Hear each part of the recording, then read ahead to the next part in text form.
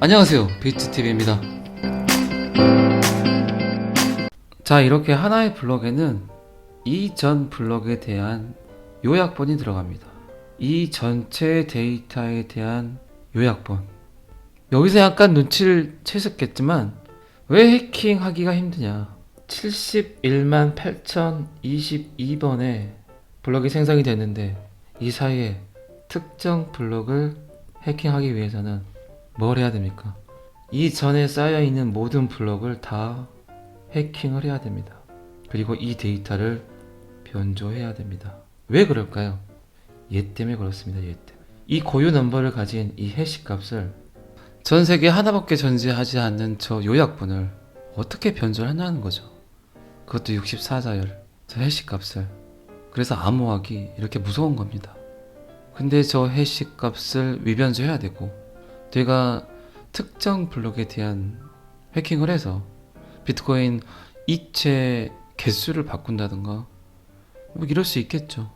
근데 이거를 하기 위한 그 기회비용이 훨씬 더 많이 소모가 된다는 겁니다. 전부 다 바꿔야 되기 때문입니다. 이 전체의 요약본 제네시스 블록에서 이 다음 블록에 들어가 있는 거는 이 제네시스 블록에 대한 요약본이 또 들어가 있어요. 그렇게 되면 책 한 권이라고 쳤을 때 책 한 권에 대한 요약본이 또 들어갔다는 거죠. 그러면 이 블록은 어떨까요? 이 블록은 이 두 개의 블록을 요약한 요약본이 또 들어간다는 겁니다. 그 다음 블록은 이 세 개에 대한 요약본의 해시 값이 또 들어간다는 거죠. 암호학의 발전이 없었다면 절대 비트코인은 탄생할 수 없었다. 이 64자열의 해시 값이 결국 은행의 데이터베이스 역할을 한다 라고 이야기를 해도 전혀 손색이 없습니다. 자, 그러면 이 수학 문제를, 이 암호를 어떻게 풀 것인가가 궁금하겠죠. 이 해시 값을 풀기 위해서 예를 들어서 난이도라는 게 있을 거 아닙니까? 지금의 블록을 지금 블록을 생성할 때와 제네시스 블록이 생성이 됐을 때하고는 분명히 이 해시 값을 찾는 난이도가 틀리겠죠.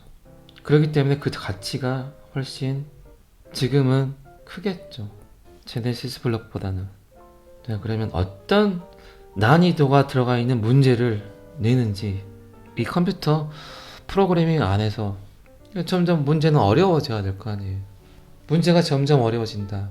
그거는 곧 그만큼 컴퓨터 대수가 많아야 된다. 그리고 그래픽 카드의 소모가 더 많아야 된다. 그만큼 저 문제를 풀기 위한 확률을 높이기 위해서는 컴퓨터 성능이 탁월해야 된다.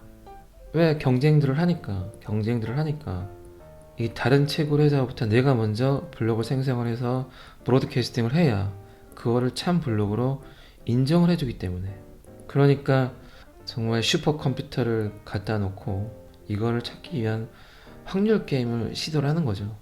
그러면 여러분들이 이해하기 편한 예를 들자면 이겁니다. 제네시스 블록을 만들 때는 예를 들어서 주사위 아니죠, 주사위 한 개를 던져서 얘가 6이 나올 확률을 찾는 게임입니다. 6이 나올 확률을 찾는 게임이면 이게 한 번 던져서도 나올 수 있겠죠. 6은 아무리 많이 던져도 아마 15번에서 20번 정도 내외에서는 6이 나올 겁니다. 그러면 빙고. 너 찾았어. 그러면 너 블록 생성했네. 블록 생성했으니까 너에게 50개의 비트코인을 줄게. 이겁니다. 그런데 두 번째 블록을 생성을 할 때는 난이도가 좀 틀려지겠죠. 두 번째 블록. 얘가 0번 블록이면 이제 1번 블록을 생성하기 위해서 얘는 주사위 한 개를 줬어요. 얘는 주사위 두 개를 주겠죠. 주사위 두 개를 줘서 두 개 다가 6이 나올 확률을 찾아봐. 그러면 비트코인 50개 줄게. 근데 이 블록은 왜 만들고 있을까요, 지금? 전 세계에서 10분 동안 거래되는 비트코인의 이동을 담는 블록. 통장이죠, 통장. 이 네트워크에 참여하는 모든 사람이 볼 수 있는 거래 원장. 10분 동안 BTC 거래를 누군가는 할 거야. 이 비트코인 거래를 담을 수 있는 거래 원장을 기록하고 또 작성할 수 있는 그 데이터를 만들어.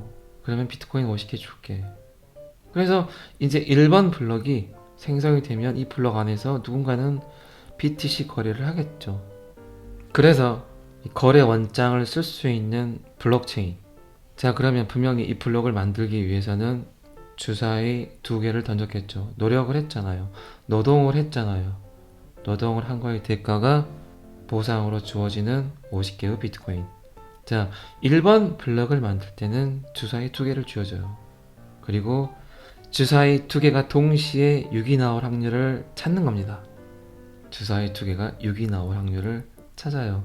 뭐 이건 여러분들도 한번 해보시면 좋을 것 같지만 한 2, 3분? 3, 4분? 이 정도면 한번 시도해 볼만 하지 않을까요? 쉽지는 않지만 그래도 가능한 숫자라는 겁니다.